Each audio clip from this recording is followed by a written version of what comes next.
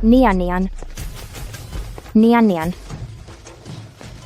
Ang mag-inang ito ay naaksidente sa kalsada. Nawalan sila ng maraming dugo. Bilis, tawagin niyo si Director Lee.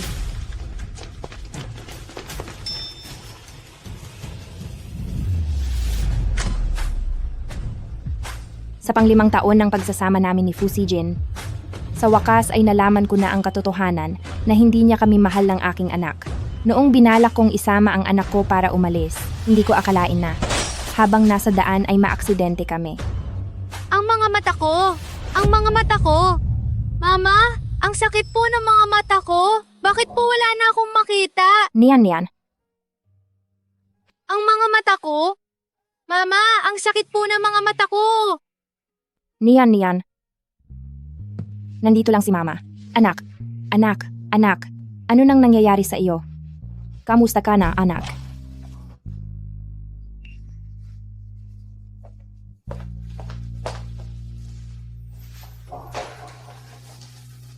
Chingli, patawad? Ako ang may kasalanan at hindi ko kayo naprotektahan. Pasensya na po, Miss Xia. Dahil sa aksidente, ang isa ninyong kidney at ang isang mata ng anak ninyo ay kailangang alisin. Mama, ang mga mata ko! Ni Anian, nandito lang ang papa mo, ni Anian. Huwag kang mag-alala. Mula ngayon ang papa mo na, ang magsisilbing mga mata mo. Chingli, naging mali ako noon. Ipinapangako ko sa iyo, simula sa araw na ito, hindi ko nahahayaang masaktan pa kayong muli. Nakikiusap ako, bigyan mo pa ako ng pagkakataon.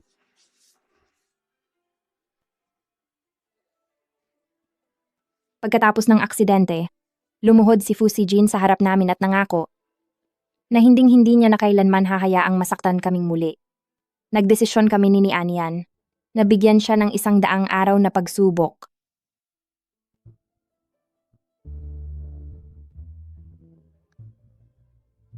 Sa loob ng 100 araw na ito, nagbago ang pag-uugali ni Fu Sijin, naging maaalaga siya sa amin. Tila ba naging kami ang pinakamasayang pamilya sa buong mundo. Nian, nitong mga nakaraang araw, mabuti ba ang papa sa iyo? Opo, gustong-gusto ko po si Papa. Kung ganoon, mamaya ay ibigay mo itong mga bulaklak sa papa mo bilang isang sorpresa sa kaniya. Yehey! Kung ganoon, simula sa araw na ito, kaming tatlo ay hindi na muling maghihiwalay, di ba? Siyempre, hinding-hindi na tayo kailanman maghihiwalay pa. Tara na. President Fu, noong ninais mong iligtas si Miss Luo at ang anak nito, ay sadyang nagdulot ka ng aksidente para makuha ang mga parte ng katawan ng iyong asawa at ng batang amo. Sulit ba talaga ang lahat ng iyon?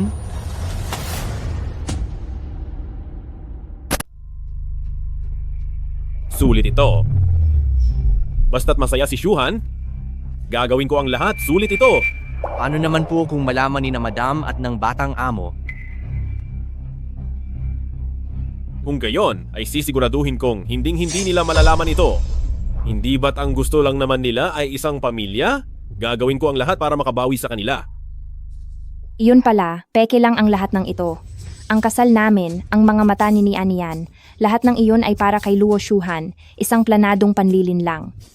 Ang mga mata ni Anian, maayos niyang gamitin. Makakalabas na rin ng ospital si Mumu. At kampante na ako sa bagay na iyan. President Fu, gaano man kahusay si Miss Luo, hindi niyo pa rin siya asawa ko. Para sa kanya, palihim niyong kinuha ang bahagi ng katawan ng bata. Kapag nalaman ito, ang buong ospital natin ay maaaring ipasara. Tama na. Kung ano ang gusto kong gawin, wala kang karapatan na pakialaman ako. Isang mata lang naman iyon, di ba? Hindi naman ito maaapektuhan ang kanyang buhay. At saka, si Mumu lang ang tanging anak ni Shuhan? Gusto mo bang pabayaan ko na lang silang magdusa? Kung malaman po ng asawa at anak niyo na para kay Miss Luo, ay halos ikapahamak na nila, anong gagawin niyo? Hinding-hindi nila malalaman. Isa pa, mahal na mahal ako ni na Chingli at ni Anian. Mas higit pa kaysa dati.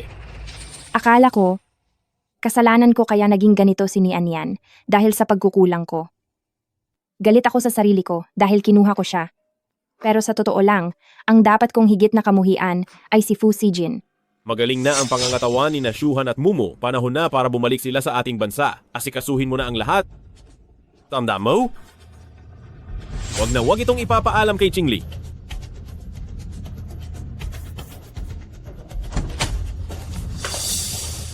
Chingli, Nian Yan. Anong ginagawa nyo rito? Chingli, Nian Yan. Anong ginagawa nyo rito? Napansin namin na ang tagal mong kumuha ng resulta, kaya naisipan kong puntahan ka. Pero naligaw kami. Halos mali ang napuntahan naming daan. Ano yang hawak mo? Iyan ba ang resulta natin? Maayos naman ang resulta, kaya huwag kang mag-alala. Tingnan na lang natin pag-uwi sa bahay. Nian, parang tumatangkad ka na naman. Aba, bumigat ka rin talaga. Oo nga pala, Chingli. Naaalala mo pa ba si Shuhan? Iyong ulilang babae na tumira sa bahay natin noong bata pa siya. Oo, naaalala ko. Ganito kasi iyon. Nagkasakit ang anak niya noon at nagpagamot sila sa ibang bansa. Magaling na ang bata ngayon kaya pabalik na sila rito. Pero wala pa silang matituluyan kaya iniisip ko sana kung pwede ba muna silang patuluyin sa bahay natin ng ilang araw? Siyempre, kung kayo ni Nian ay hindi komportable, hayaan na lang natin. Hindi naman kami tutol. Salamat talaga, Chingli. Napakabuti mo talaga. Napakaswerte ko na pinakasalan kita. Ay oo nga pala, iyo ba ang mga bulaklak na ito?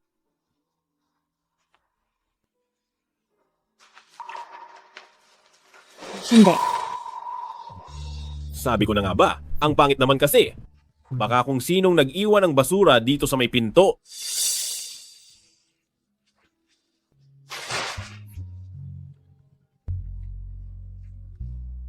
Si Jean, si Mumu biglang sumama ang pakiramdam. Anong gagawin natin? Huwag kang mag-alala, papunta na ako riyan. Chingli, may kailangan lang asikasuhin sa kumpanya, kaya mauuna na ako sa inyo. Kayo na lang muna ang magtanghalian. Para sa iyo, kami ni Nian ay parang isang basura lang na pwede mong itapon kung kailan mo gusto. Nian, sasama ka na kay mommy? Ayos lang ba?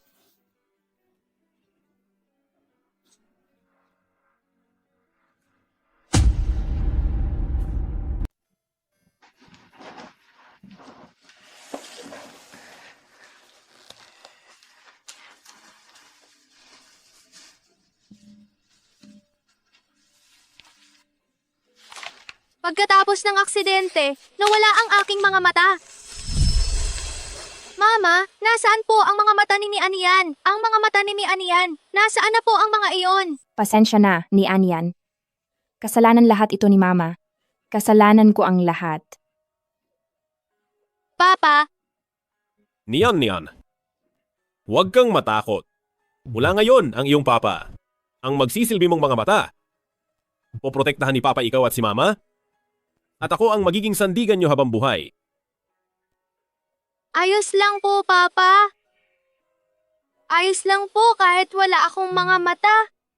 Basta si Nian ay kasama si Papa. Gos at si Mama, ayos na ako.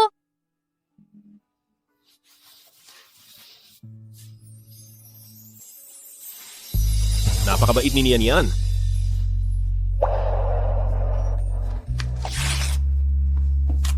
Wala na sigurong mga bata ang gugustong makipaglaro sa akin. Ha ha ha! Isa siyang duling na may isang mata. Ang dumi niyang tingnan. Huwag na tayong makipaglaro sa kanya. Isang mata. Nakakadiring isang mata. Tara na, doon tayo maglaro sa kabila.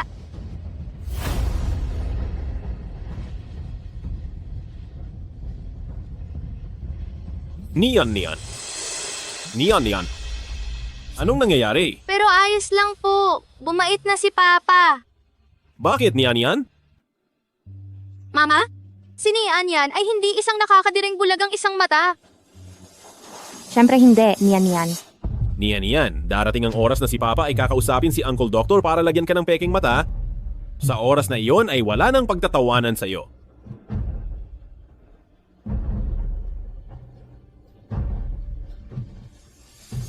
May mga mata na ako. Hindi na ako bulag sa isang mata.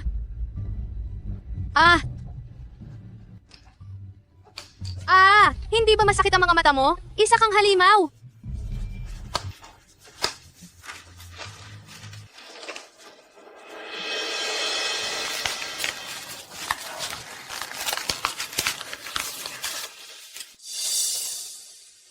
Mama, bakit po ako niloko ni Papa?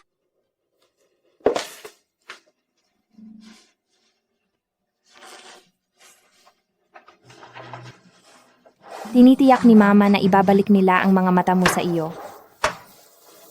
Naiintindihan mo ba? Opo. Attorney Lou, tulungan mo akong maghanda ng isang kasunduan sa diborsyo. Opo, sir. Kailangan ko nang asikasuhin ang lahat agad. Ang manatili rito ng kahit isang minuto pa ay masama na para sa anak ko.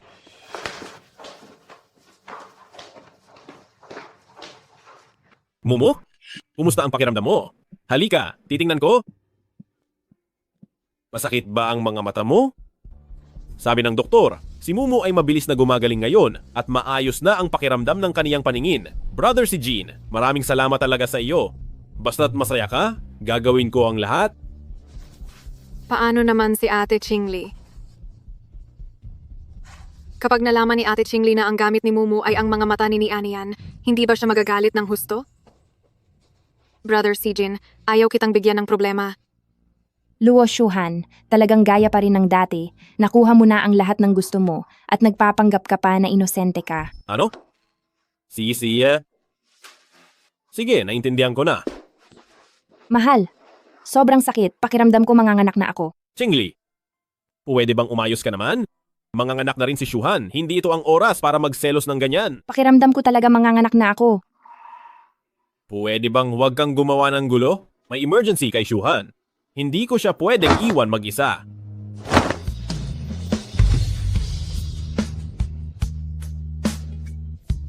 Pero ako ang legal mong asawa.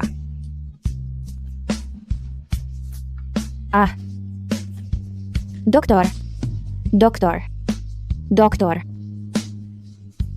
Tulungan niyo ako. Manganganak na si Mrs. Fu, ihanda na agad ang delivery room.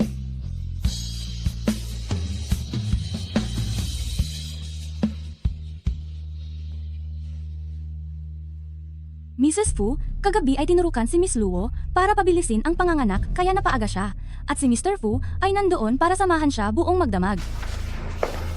Napakagal-tagal kitang hinahanap. Siya, Chingli, ikaw? Ano ba talagang gusto mong mangyari? Nagpaliwanag na ako sa iyo. Delikado ang lagay ni Shuhan, kaya kailangan ko siyang samahan. Ngayon din, bumalik ka na sa kama at magpahinga. Gusto ko lang namang Narito na pala siya.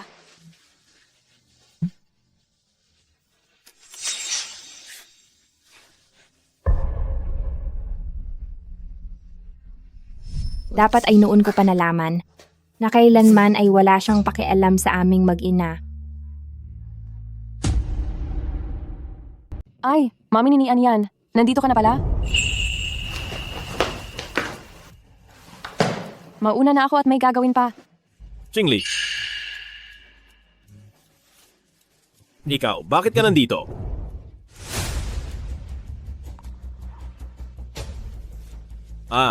Huwag kang mag-isip ng masama.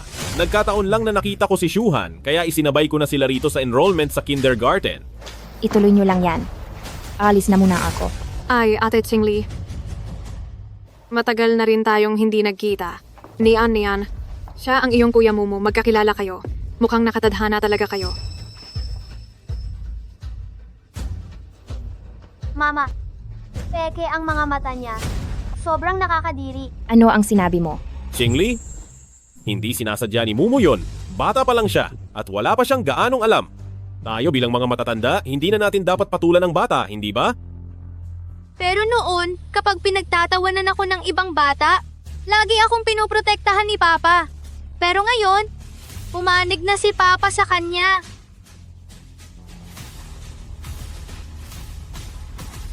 Chingli, saglit lang. Ay, Brother Sijin. Kailangang asikasuhin ni Mumu ang kaniyang mga papeles sa paglipat. Ipaubaya ko na po sa inyo ang tungkol sa pag-transfer. Maraming salamat po, Principal.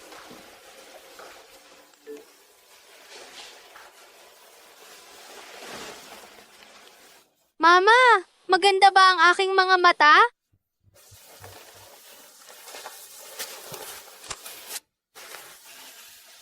Matulog na tayo, okay lang ba? Opo, Sipo.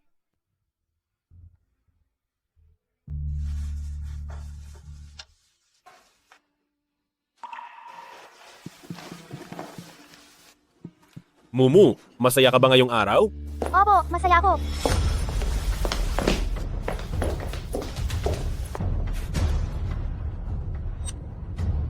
Chingli, bakit mo inaayos ang iyong gamit? Hindi maganda ang pakiramdam ni Nianian, kaya ilalabas ko muna siya para makapag-relax. Mabuti naman kung ganoon. Akala ko kasi ay gagawa ka ng... Ate Chingli, kasalanan namin ang nangyari ngayong araw. Hindi dapat ganoon ang sinabi ni Mumu tungkol kay ni Anian Brother Sijin. Siguro ay huwag na muna kaming mang-abala rito. Hahanap na lang kaming dalawa ng anumang hotel na mapagtitiyagaan naming tuluyan. Wag na. Nasabi ko na kay Chingli kaninang umaga na rito na muna kayo tutuloy. Huwag kang mag-alala. Masyadong mapag-unawa si Chingli. Siguradong hindi niya ididibdib ang maliit na bagay na ito. Hindi ba, King Lee? Bahala kayo kung gusto niyong tumuloy. Alam ko namang napakalaki ng iyong puso. Tara na.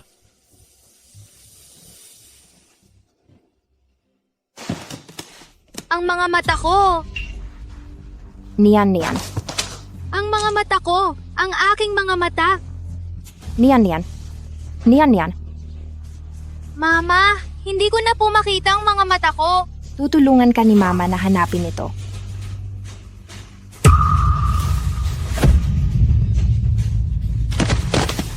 Mama, mama, mama, mama, Mumu, mama. anong nangyayari?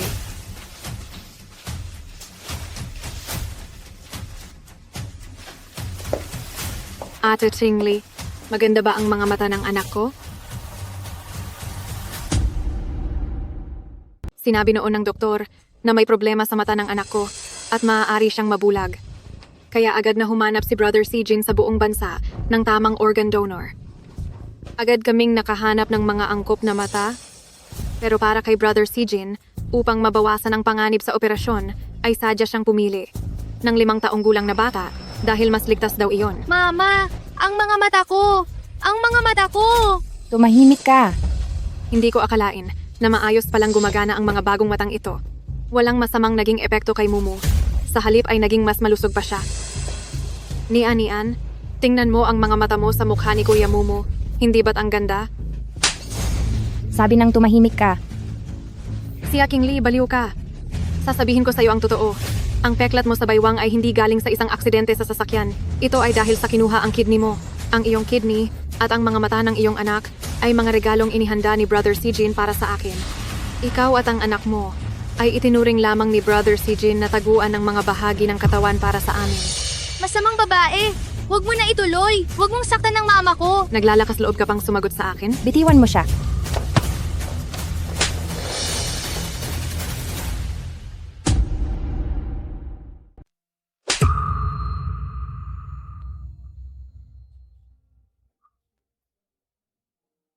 Chingli, patawad ako. Masakit ba? Hindi ko sinasadya. Uncle, inaapi po nila kami ni Mama. Natatakot po ako. Brother Sijin, Siya, Chingli, hindi pa ba sapat ang lahat ng binibigay ko sa'yo? Bakit ba kailangan kaisyuhan mo? Palagi ibuhos ang galit mo. Palamigin mo muna ang ulo mo. Isasama ko muna sila na tumuloy sa labas. Papa!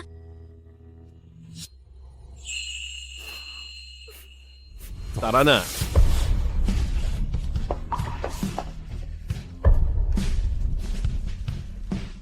Mama! Baby, huwag nang umiyak. Mula ngayon sasamahan ka ni Mama. Ayos ba? Mama, masakit ba po? Pati na rito. Masakit po ba talaga?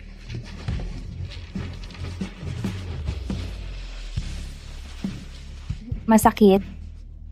Masakit talaga para kay mama.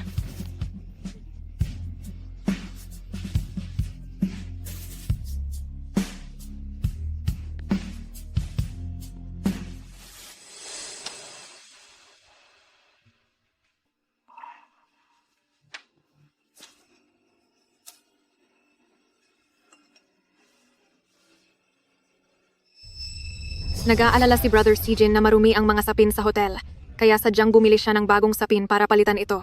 Siya, Chingli, ano naman kung kasal kayo ni Brother Sijin? Kami ng anak ko ang talagang mahal niya. Mga bagong ebidensya ng panloloko. Chingli, mali ang ginawa ko kagabi. Bumalik ako para humingi ng tawad sa'yo.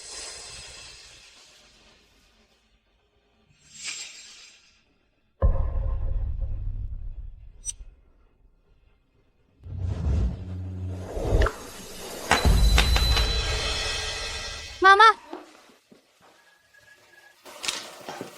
Bakit, anak? Mama? Tara na! Umalis na tayo! Sige, umalis na tayo.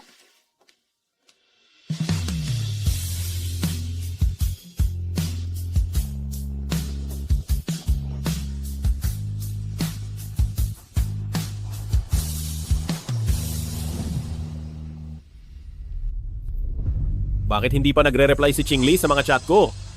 Siguradong galit pa rin siya sa akin. Dati naman kapag bahagya akong nagpapakumbaba at humihingi ng tawad, napapatawad na nila ako agad. May inihanda pa akong regalo ngayon? Tiyak na matutuwa sila rito.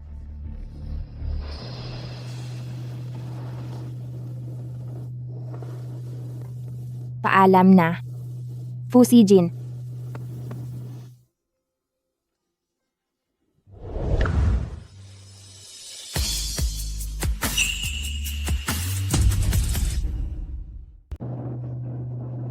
Baby, birthday mo ngayon, anong gusto mong kainin? Ilalabas ka ni mami para kumain. Wala naman po akong gustong kainin! Dati ay ito ang pinakahihintay ni Nian Yan. Ang samahan siya ni Fu Sijin sa kaniyang birthday kahit minsan lang. Akala ko talaga ngayong taon ay makakasama ka namin sa birthday mo. Ah! Maayos ka lang ba?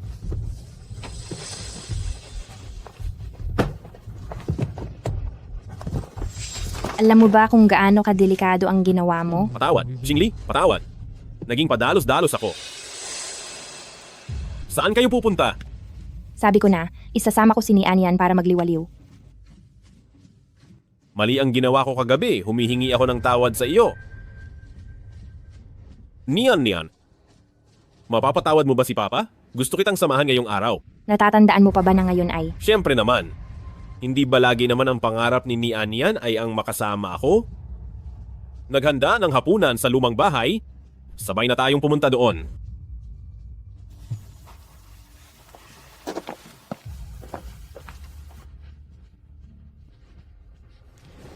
Anak, payag ka bang samantalahin itong selebrasyon ng birthday mo para huling beses na makapagpaalam sa iyong papa?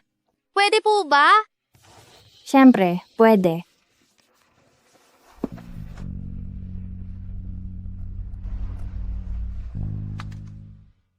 Dahil hindi ko na siya makikita pagkatapos nito, magpapaalam na po ako kay Papa sa huling pagkakataon.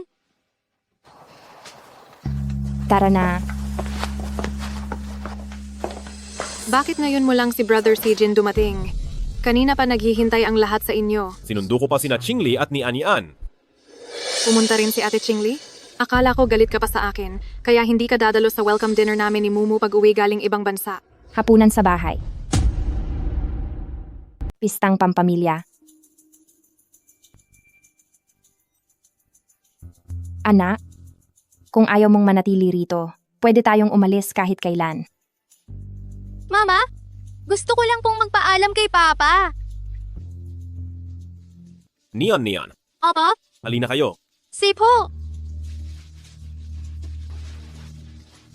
Fu Sijin, huwag ka nang abusado at gumawa pa ng kung ano-ano. Siya, Chingli, hindi ko inakalang darating ka talaga.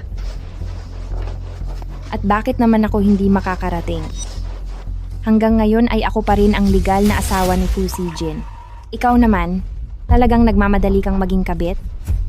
Mabuti at nandito ka para makita mo kung paano ako tratuhin ni Pamilyang Fu at kung paano kanya tratuhin kasama ang anak mong may kapansanan.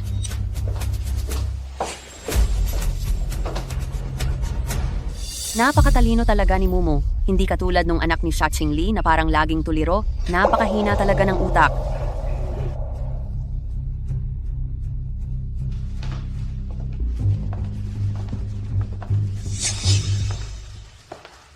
Mama, sino po siya? Peking mata po ba ang gamit niya? Nakakadiri naman. Anak siya ng tito mo. Isa siyang lumpo. Huwag kang lalapit sa kanya. Opo. Mukhang kayong mga nasa pamilyang Fu ay wala ring maayos na pagpapalaki, di ba? Mukhang kayong mga pamilyang Fu ay wala ring modo, no? Ikaw, Fu, Steven. Asawa ko si Ching Li.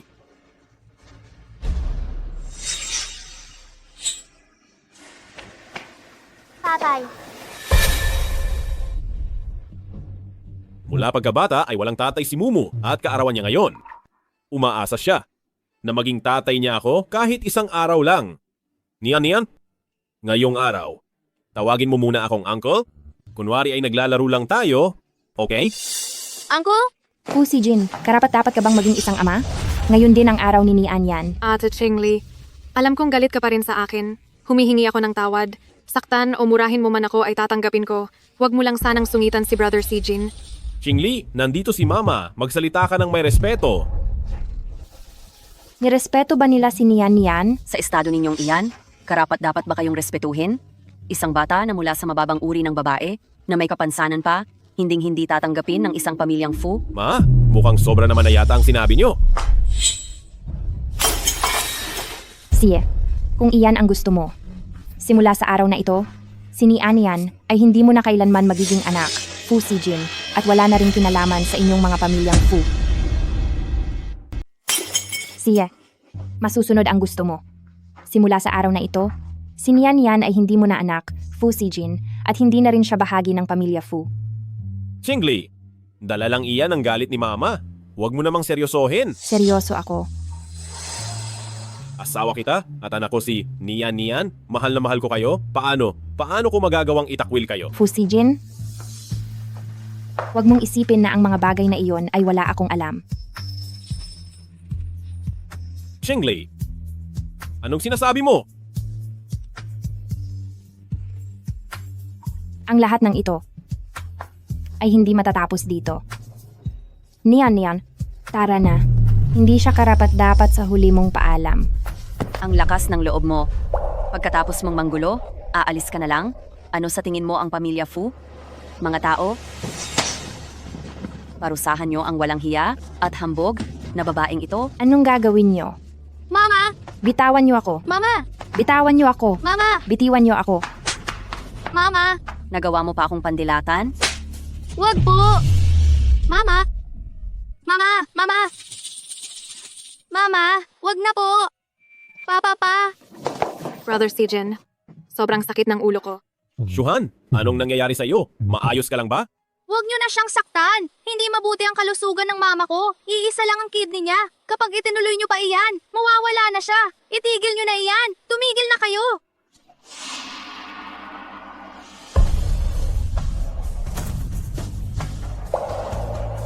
Uncle, nagmali po kami. Humihingi po ako ng paumanhin. Pakiusap po. Sabihan niyo silang itigil na to agad. Aalis na po kami.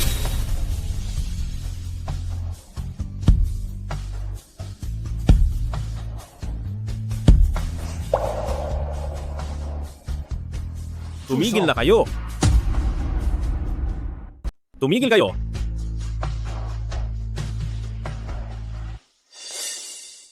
Nian. Anong sinabi mo? Uncle, dahil mukhang lahat naman ay ayaw sa amin ni Mama. Aalis na lang po kami ngayon.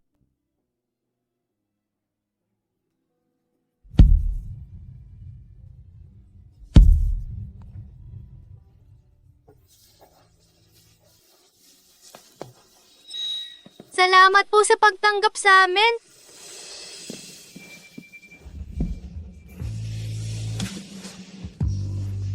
Mama, tayo na po. Tayo na.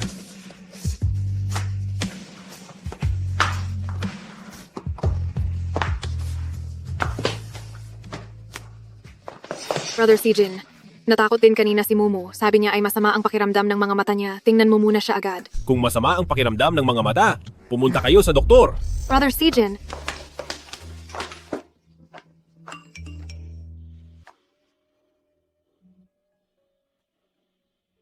Xingli, huwag kang magalit. Hindi iyon sinasadya ni Mama. Ako mismo ang hihingi ng paumanhin sa iyo mamayang gabi. Hindi ba't gusto mong isama si Nian para maglibang? Sasama ako sa inyo? Tayong tatlong mag-anak ay magsasama-samang mamasyal. Fu Sijin. Maghiwalay na tayo. Tayo na, anak.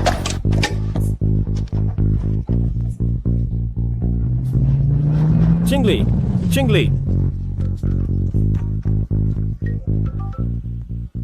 President Fu, patay na tayo.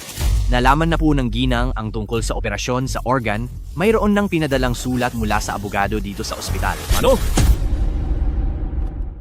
Ano? Xingli, sagutin mo ang telepono? Pakiusap. Magandang araw.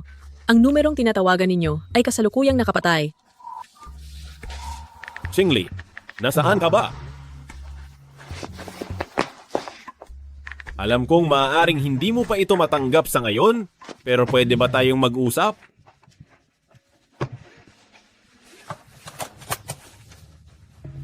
Umuwi ka ba sa bahay? Hintayin mo ako sa bahay. Pabalik na ako para magpaliwanag sa iyo.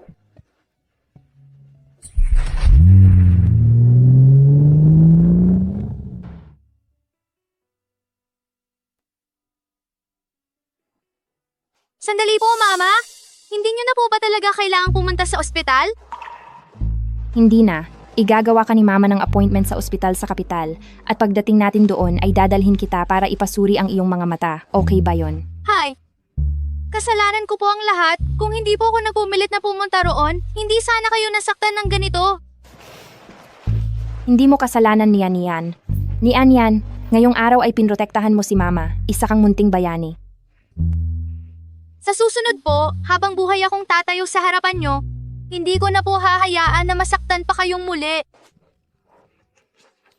Naniniwala si Mama na siguradong magagawa mo iyan. Opo. Fu Sijin, ang mga pangakong hindi mo natupad, ang anak ko ang tutupad niyan. Tayo na. Opo.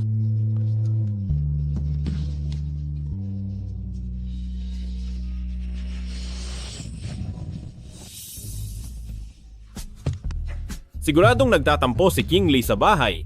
Susuyuin ko muna si ni Anian tama. Napakabait at napakamasunurin ni Anian. Siguradong tutulungan niya akong maghanap ng paraan para mawala ang galit ni King Lee.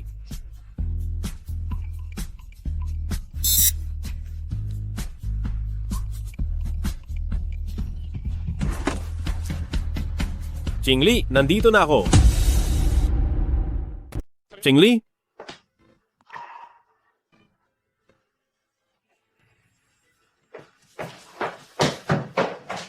Xingli! Xingli! Nasaan ka na? Bakit parang kulang na ang mga gamit dito sa bahay?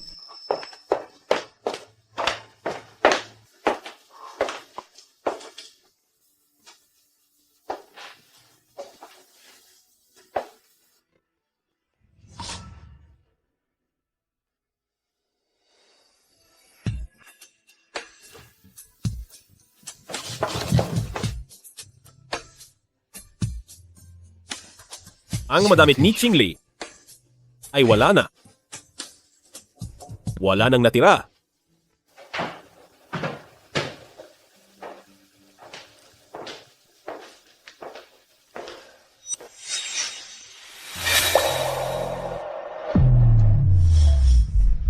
Ibig bang sabihin noong nag-iimpake siya, plano na talaga ni Xingli na umalis?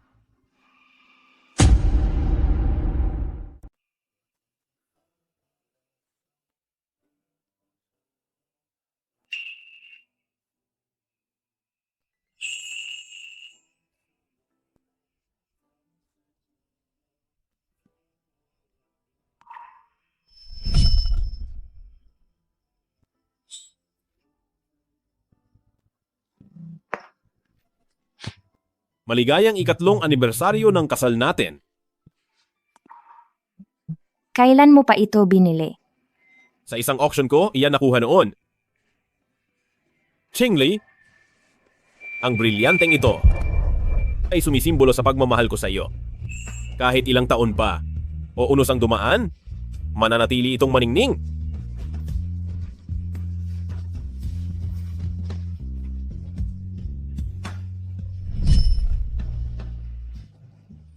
Qingli, patawad.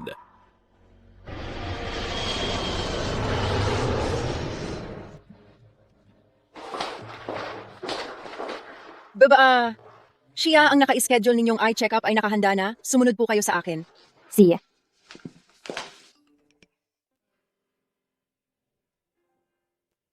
Qingli, nasaan ka at ang anak natin? Qingli, mali ako. Huwag mo naman akong baliwalain. Tungkol sa bagay na iyon, kaya kong magpaliwanag.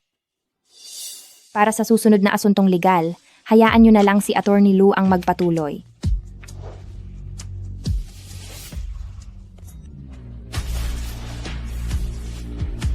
Tara na.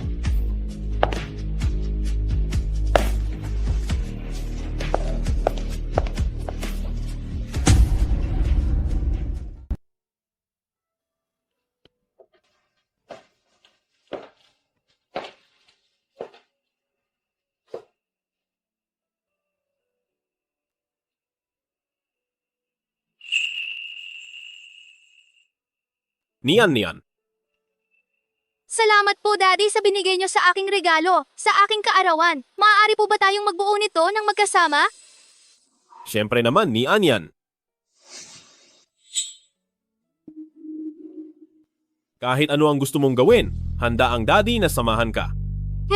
Tingnan ko nga, saan ba tayo magsisimulang magbuo?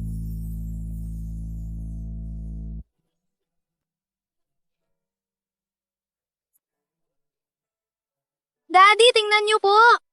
Ito ang bahay namin ni Daddy at ni Mommy. Tayong tatlo, bilang isang pamilya, masaya tayong namumuhay sa loob nito. Sige.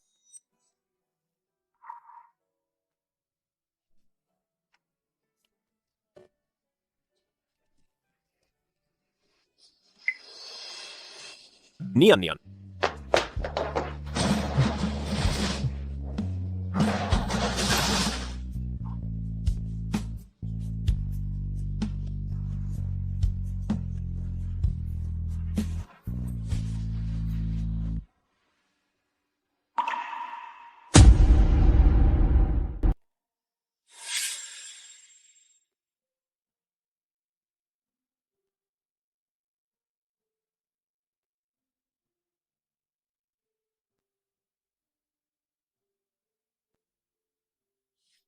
Sa wakas, tapos na.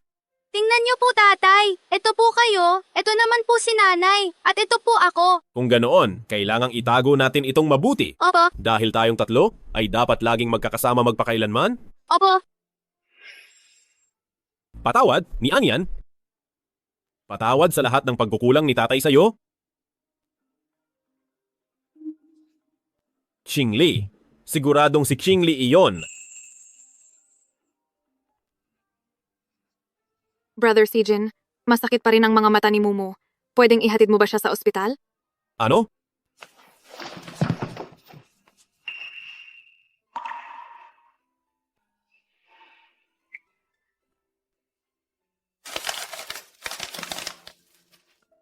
Ika-50 araw pagkatapos ng operasyon, nasanay na ako sa bago kong mga mata.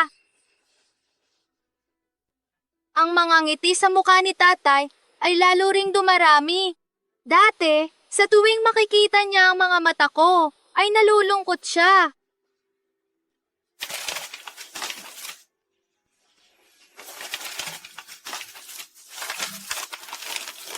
Sa ika-79 na araw, kami ni Nanay ay may narinig na usapan ni na Tatay at ng doktor.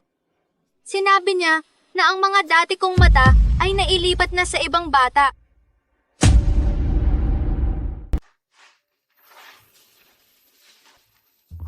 Bibisya, batay sa aming pagsusuri, ang mga mata ng anak niyo ay hindi nawala dahil sa aksidente, kundi sinadya itong kinuha sa kanya. Kasalanan ko ang lahat. Kung hindi sana ako umasa sa kanya. Hindi sana magdurusa ang batang siniyan niya ng ganito. Ako ang dapat sisihin. Ako ang nagpahamak kay Nian.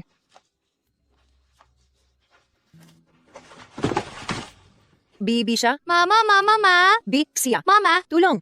May tao ba rito? Mama! Gumising po kayo!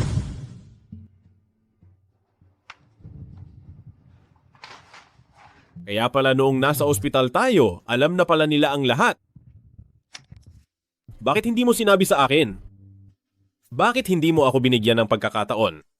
Handa naman akong bumawi.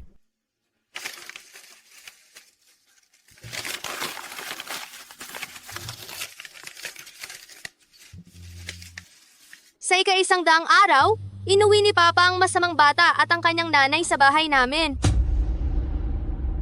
Ika-100 araw na, inuwi ni Papa ang masamang batang iyon at ang kanyang ina sa bahay. Oh, ikaw na bulag ang isang mata, nandito ka pala. Anong ginagawa mo sa bahay ko? Pinatira ako rito ni Tatay Fu. Bawal kang pumasok sa kwarto ko, lumabas ka! Lumabas ka! Lumabas! Lumabas ka! Lumabas ka! Papasok pa rin ako. Ikaw na duling, isang bulag, at sobrang pangit kaya naman pala hindi ka gusto ni Tatay Fu. Huwag mong galawin ang mga mata ko. Ang mga mata ko. Ang mga mata ko. Ang mga mata. Ang mga mata ko.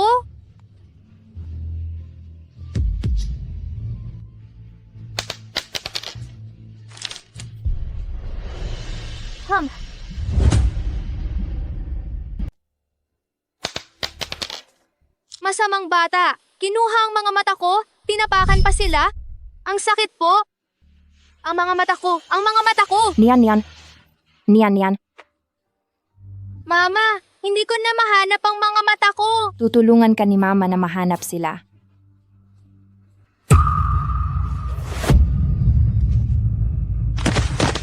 Mama. Mumu, Mama, inaapi ng masamang babae si Mama. Kaya gusto ko siyang protektahan. ikaw at ang anak mo ay inihanda lang ni Brother Sijin para sa aming mag-ina bilang mapagkukunan ng parte ng katawan. Masamang babae, tumigil ka na sa pagsasalita. Hinding-hindi kita hahayaang saktan si Mama. Ang batang ito, lumalaban ka pa sa akin? Bitawan mo siya. Pero, sinaktan ni Papa si Mama. Hinding-hindi ko na po mapapatawad si Papa. Nian.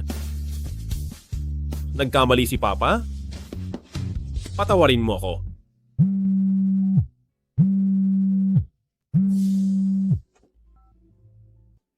Hindi ka pa ba titigil? Masama ang pakiramdam ng mga mata niya. Anong magagawa ko? Humanap ka ng doktor.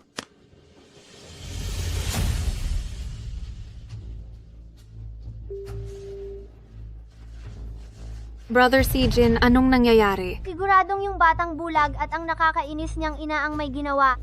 Kaya hindi tayo pinapansin ni Tatay Fu. Xia Qingli, kung alam ko lang dapat tinapos na natin ang babaeng iyan at ang kaniyang anak.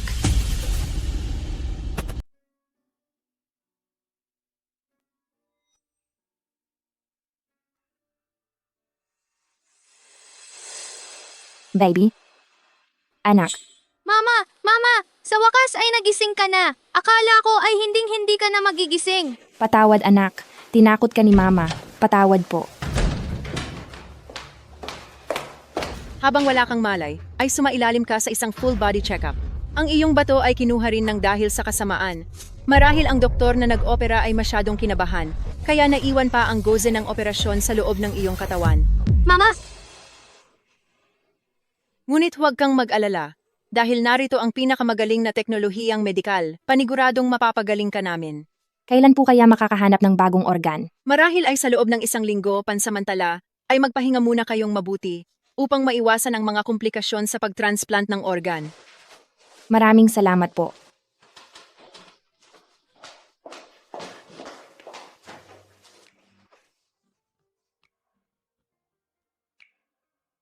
Kung nais ni Mama na pagbayarin ang mga masasamang tao, pero baka makulong si Daddy, magagalit ka ba kay Mama?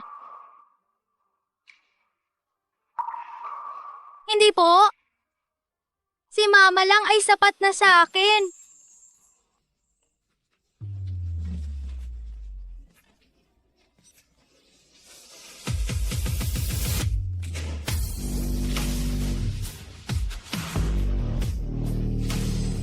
Sisiguraduhin ko na silang lahat ay magbabayad.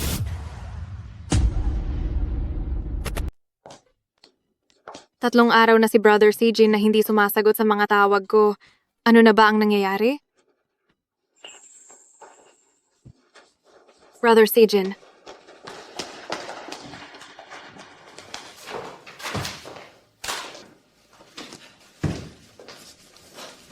President Fu, sinabi ko na sa iyo na masyadong malaki ang panganib na ito, pero pinilit mo pa rin na kaya mo itong itago. Ngayon ay idinemanda na tayong lahat ni Miss Xia. Anong gagawin natin ngayon? Kunin mo ang pera ko at umalis ka na agad ng bansa. Huwag ka nang babalik pa kailanman. Kung aalis ako ngayon, hindi ba't iisipin ng lahat na ako ang may gawa ng lahat, ha? Ikaw, gusto mo bang isisi ang lahat sa akin at doon sa may apelidong Luo para magmukha kang malinis, hindi ba? Kung balak man kitang gawing tagasalo ng sisi, hindi ko na kailangang magpakapagod ng ganito. Ang mga operasyong hinawakan mo sa loob ng mga taon, ilabas ko lang ang iilan sa mga iyon. Siguradong makukulong ka na. Anong gusto mong gawin ko? Idinemanda tayong lahat ng asawa mo? Pagdating ng panahon, hindi lang tayo, maging ang bata ay hindi rin makakaligtas. anong sinabi niyo? Ang masamang babaeng iyon talagang idinemanda niya tayo. Anong sabi niyo? Ang walang hiyang babaeng iyon talagang idinemanda niya tayo. Kung hindi lang naging napakalupit ni Luo Shuhan at hindi nagmalaki sa harap ni Ching Li, kaya ko itong itago habang buhay. Napakalakas ng boses mo. Gusto mo ba talagang malaman ng buong mundo?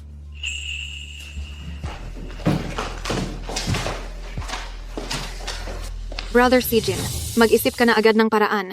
Ayokong makulong, napakabata pa ni Mumu. Hindi ko siya mahanap ngayon. Wala man lang akong kahit anong paraan para makipagnegosasyon. Wala akong pakialam. Dahil ideya mo ito, at ikaw ang gumawa ng lahat kayong dalawa, huwag niyo akong idamay. Kapag hindi kayo agad nakahanap ng solusyon, isusuplong ko kayo sa mga autoridad. Luo Shuhan, noong ginawa namin ang mga ito, lahat ng iyon ay para sa iyo. Nasa iisang bangka lang tayong lahat. Kasabwat lang ako sa ginawa niyo, pero magkaiba ang sitwasyon niyo. Kapag kami ang nabilanggo, ang unang-unang mapapahamak ay ikaw at ang anak mo dahil sa iligal na operasyong iyon. Darating ang araw na babayaran niyo ang lahat.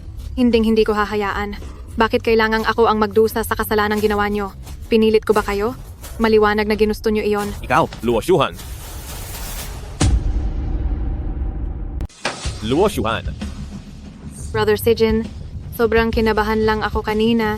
Bilisan mo at humanap ka ng paraan, ayaw ko talagang makulong. Basta't matulungan mo akong ayusin ito, gagawin ko ang lahat. Kahit na Luo Shuhan, kung gusto mo pang tulungan kita, ngayon din ay umuwi ka na at maghintay ng balita. ang pakikitungo ni Fu Sijin sa akin ay halatang iba na kaysa noon. Hindi kaya totoo na para maligtas ang sarili niya, ay ilalaglag niya kami ng hangal na iyon? Hindi pwede. Kailangan ko nang tumakas hanggat malayo ang mararating.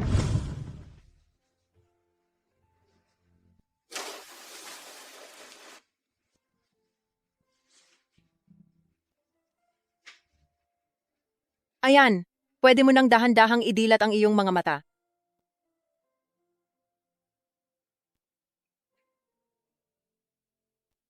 Mama, nakakakita na po ang kaliwa kong mata. Napakabuting balita niyan, anak. May nararamdaman ka bang kakaiba? Wala po. Salamat po, doktora. Mabuti naman. Pagkatapos nito ay kailangan ang regular na check-up at dapat ding mag-ingat sa pagkain. Salamat po sa inyong tulong. Walang anuman po. Anak, mula nang dumating tayo, hindi pa kita na ipapasyal sa labas. Saan mo gustong pumunta? Isama ka ni Mama. Opo? Gusto ko pong pumunta sa amusement park. Siba. Ang abogado ni Fu Group ay lumitaw na para tulungan ang ospital sa kaso. Pero huwag kang mag-alala dahil marami tayong hawak na ebidensya. Kahit gaano pa kagaling ang abogado ng kabilang panig, hindi pa rin sila makakatakas sa parusa Babalik ako dyan pagkaraan ng 3 araw at doon natin pag-usapan ang lahat ng detalye. Habang wala pa ako, pakiusap na hanggat maaari ay maghanap pa ng karagdagang mga ebidensya. Gusto kong makasiguro na walang magiging pagkakamali. Sige po, makakaasa po kayo.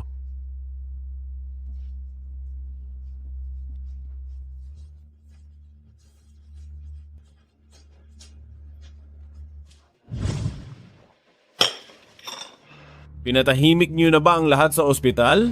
Opo. Maging ang mga datos sa database ng ospital ay nalinis na namin ng husto. Kahit sino pa ang dumating, wala na silang maibabalik pa.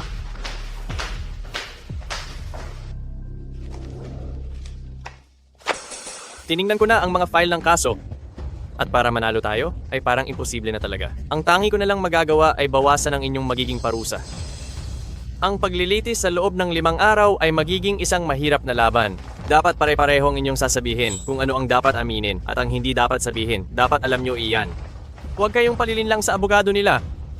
Dahil isang maling salita lang, mas lalong bibigat ang parusa nyo. Magsabi kayo ng totoo. Pero kapag nagkaroon tayo ng butas, ay siguradong ang ating paghihirap ay mawawalan lang ng saysay. Nga pala, para doon sa babae at bata na tumanggap ng donasyon, dapat ay maliwanag sa kanila na ang dapat nilang ipaliwanag ay wala silang alam sa sitwasyon nang tanggapin nila ang sikretong donasyong iyon.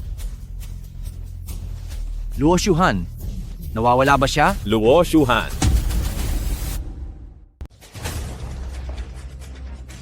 Nasaan si Luo Shuhan? 1 linggo na ang nakalipas simula nang nag-check out si Miss Luo.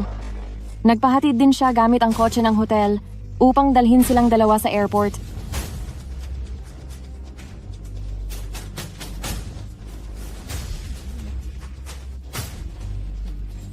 Ginawa ko na ang lahat para lang mailigtas sila sa kasong ito. Kailangan niya lang namang sabihin sa korte na wala siyang kinalaman o alam kahit ano at makakalaya na siya. Pero ang ending, tumakas pa talaga siya sa ganitong kritikal na pagkakataon. Ang tanga niya?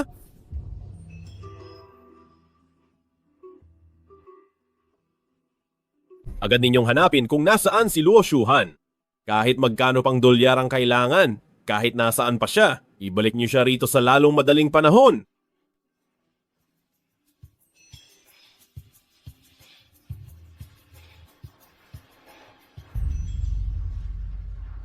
Chingli? Kamusta na kayo ni Nian? Miss na miss ko na kayo. Chingli, ikaw at si Nian? Kumusta kayo kailan lang? Miss na miss ko na kayo. Kumusta? Naging masaya ba ang laro nyo ngayon? Opo. Ginawa kong mga candy na to para sa inyo ito. Ang galing mo naman!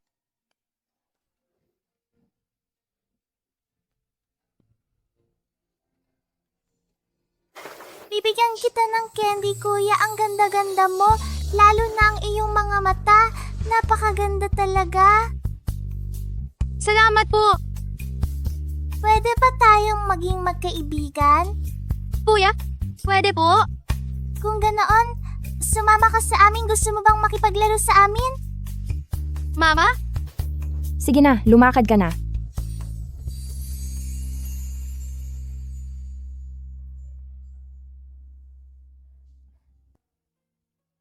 Ang aking Nian, sa wakas ay naging masaya na ulit.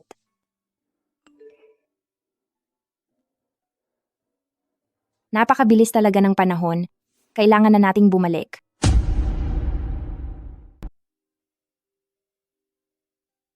Nian, yung kasal mo, paano ba ito buuin? Hindi alam ni Papa. Bumalik ka na rito at turuan mo si Papa. Nasaan ba kayo?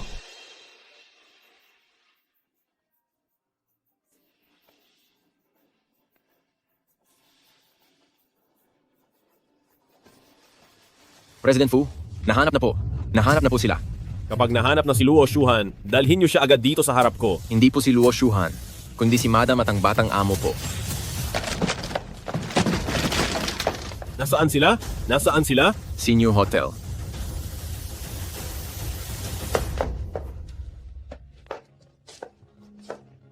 Masyado akong madungis? Hindi ko pwedeng harapin ng ganito sina Chingli at Nian. Baka matakot sila. Lahat ng ito ay paboritong regalo ni Nian. Siguradong matutuwa siya kapag nakita niya ang mga ito.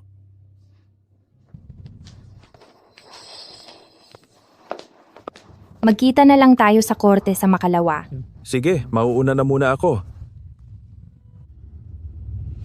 Chingli.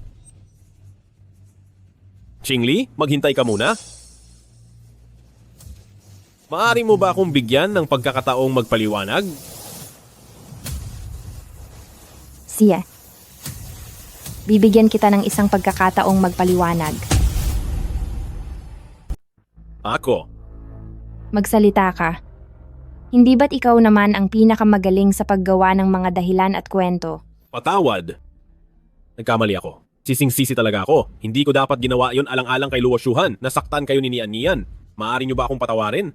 Tingnan mo, ito ang mga regalong binili ko para sa inyo. Pati na ito, ang kasunduan sa paglilipat ng stocks ng kumpanya na nagkakahalaga ng bilyon-bilyong dolyar. Ibibigay ko lahat sa iyo at kay Nian.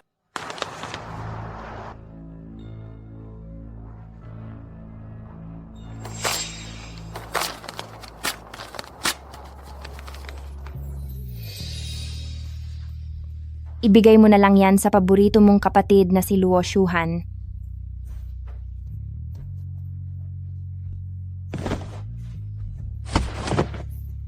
Chingli, alam ko na talagang nagkamali ako. Napakasama ko, dapat lang akong parusahan.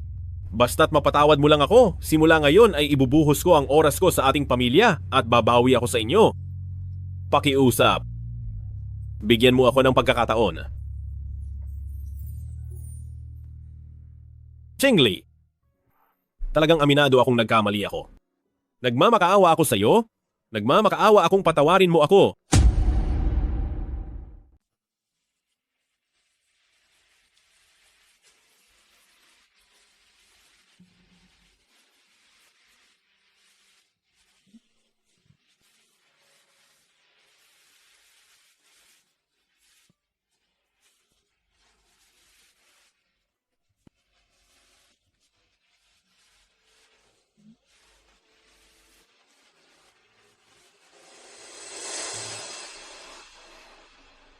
Mama, kamukha po ng uncle ng taong iyon.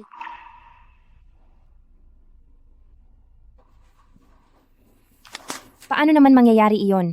Anak, bakit naman pupunta rito ang uncle mo? Sa bagay, siguradong kasama ni uncle ang batang malandi na iyon. Sige na, maghilamos ka na para makapagtanghalian na tayo.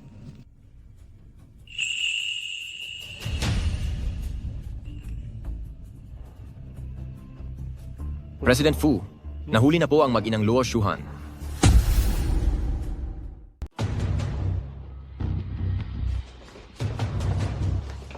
President Fu, narito na po sila. Brother Sijin, hindi ko naman talaga gustong tumakas. Natakot lang talaga ako. Kaya sinubukan ko lang na magtago muna. Luo Shuhan. Pagkatapos ng lahat ng nangyari, nagagawa mo pang magsinungaling. Papa Fu, huwag po kayong maging ganyan. Natatakot po si Mumu. Manahimik ka. Huwag mo akong tatawaging papa. Hindi mo nararapat iyon. Nagkamali ako. Bitawan niyo ako. Hindi na ako makahinga. Dalhin silang dalawa sa ospital. Kuhanin ang kanilang mga organ at ibigay iyon kay Chingli. Brother Sijin, huwag kang ganyan. Mawawala na kami ni Mumu. Alice, nararapat lang iyan sa inyo. Fu Sijin, ang totoong dapat managot ay walang iba kundi ikaw. Ikaw itong pilit na nakikipag-ugnay sa akin. Ikaw mismo ang kumuha ng organo ng iyong asawa at ang paningin ng iyong anak para ibigay sa amin. Hiningi ba namin ang mga iyon? Ang lahat ng nangyayari ngayon ay sarili mong pagkakamali. Tumahimik ka. Hinihayaan mo lang kaming hamakin si Xia Qingli. Kahit ang simpleng bagay na iyon ay hindi mo na intindihan, isa kang walang kwenta. Ang totoong nagkasala sa mag-inang iyon ay walang iba kundi ikaw. Dapat lang na mawala ka na. Sabi nang tumahimik ka. Bakit nakatunganga lang kayo? Ilabas niyo na ang babaeng iyan. Isa kang duwag. Bagay lang sa iyo na walang magmahal sa iyo. Bagay lang sa iyo na iwanan ka. Alice, umalis kayong lahat.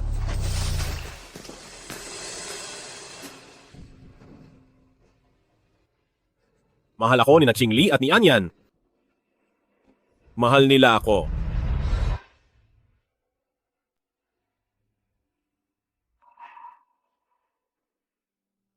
Nian. Si Daddy ito. Wala akong daddy. Si mommy lang ang meron ako.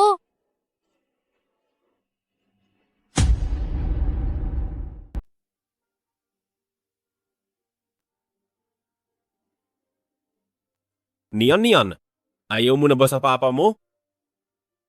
Kung hindi mo tutulungan ang papa na pilitin ang mama mo, mula ngayon ay kailanman hindi mo na ako makikita. Simula noong nalaman ko ang totoong nangyari, ayaw ko na po sa inyo. Mama, tara na po. Umalis na tayo.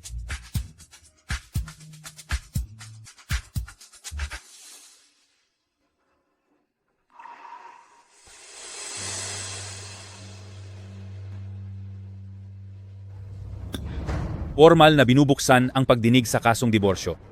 Narito po ang panig namin upang magbigay ng mga ebidensya. Ang tanong na iyan ay may halong pagmamanipula. Kagalang-galang na hukom, mayroon din po akong ebidensya rito.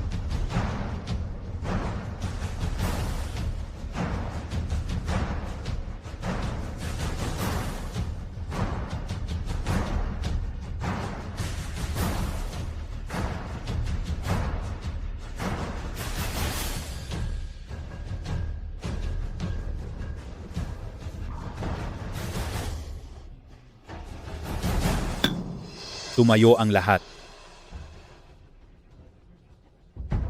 Tapos na ang paglilitis.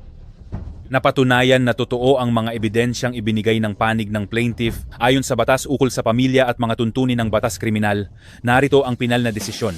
Dahil ang nasasakdal ay napatunayang nangaliwa at may matibay na basehan, ipinapagtibay ng korte ang petisyon ng plaintiff para sa diborsyo. Bukod pa rito, dahil sa iligal na operasyon sa mga parte ng katawan ng nasasakdal at dahil sa pagsasama-sama ng kanyang mga kasalanan, siya ay hahatulan ng pagkakakulong ng higit sa 10 taon. Tapos na ang paglilitis na ito.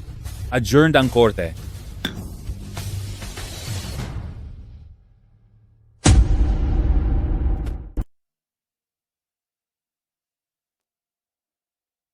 Uy, siya ang CEO ng Fu Group, di ba? Sino ang mag-aakala na nagawa niyang kuhanin ang kidney ng asawa niya at ang mga mata ng sarili niyang anak para sa iba? Ano? Paano niya nagawang gumawa ng ganoong bagay? Oo nga, napakasama talaga ng loob niya. Hala, itong doktor na ito, pumunta na ako sa kanya noon para magpatingin, hindi kaya kinuha rin niya ang mga organ ko? Talaga ba? Ano? Dapat ka nang pumunta agad sa ospital para magpa-check up ng mabuti. Ano kaya kung bahagi sila ng isang sindikatong nagbebenta ng mga organ?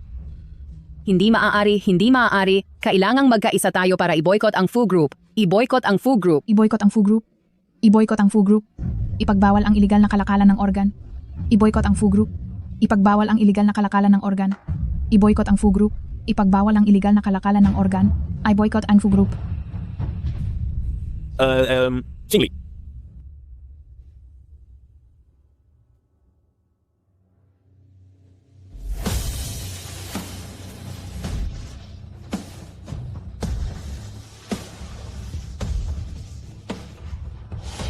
Tara na.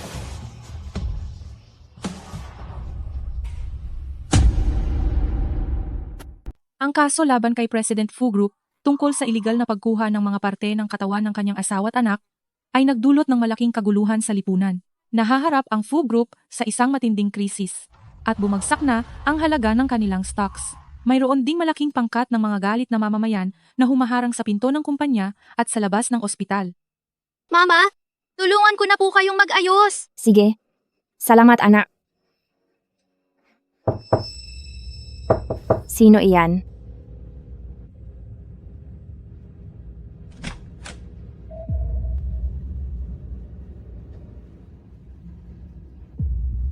Sino ang nagpadala nito? Isang U-disc.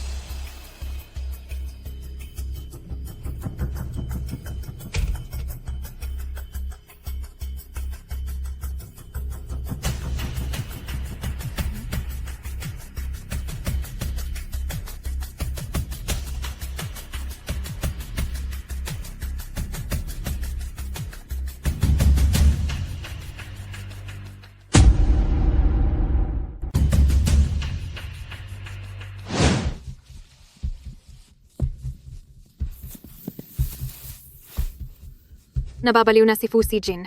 Gusto niya talagang kuhanin ang ating mga lamang loob. Buti na lang at nakatakas tayo. Sa pagkakataong ito, hindi na tayo pwedeng mag-commute. Kailangan nating tumakas palabas ng bansa. Tara na. Mama! Ang bilis nyo palang tumakbo. Sabi ng nag-utos sa amin, kailangan naming tapusin ang trabahong ito.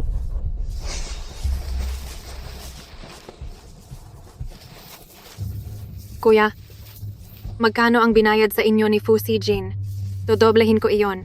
Pakawalan niyo na po kaming mag-ina. Magkano naman ang kaya mong ibigay? $1,000,000, kaya kong magbigay ng $1,000,000. Mataas din pala iyon. Pero, mas mataas ang bayad ng kliyente namin. Wait, kaya ko pang dagdagan. Pwedeng-pwede ko pang dagdagan. Pag-usapan natin ito.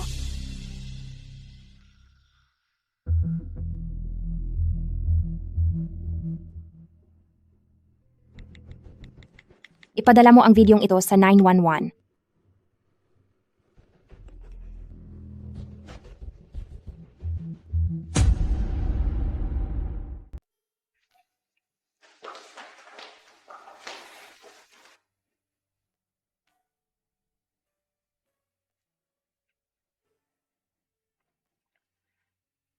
Ang iyong katawan. Kumusta na ito ngayon? Maayos naman.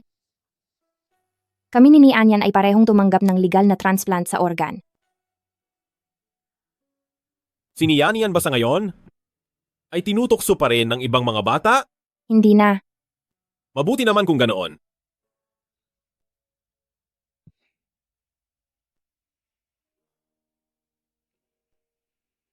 Dati, humihingi ako ng tawad sa iyo at sa ating anak.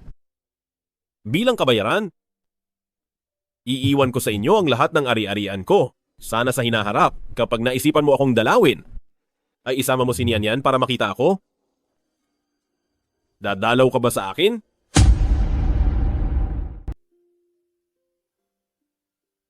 Hindi maaari.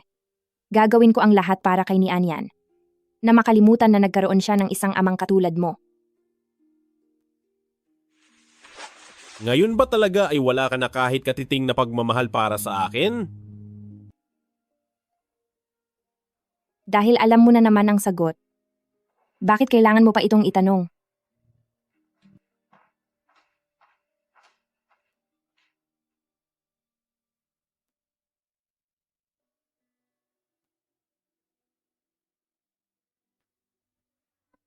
Ang pag-asa na inilalagay sa ibang tao habang tumataas ang inaasahan mo ay lalo lang lalaki ang iyong kabiguan. Ang kaligayahan ay dapat nanggagaling sa sarili mo, hindi mula sa iba.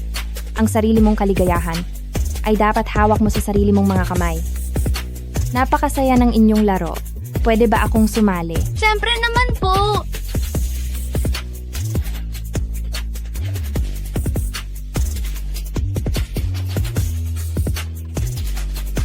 Sana ikaw din ay maging Panginoon ng sarili mong kaligayahan.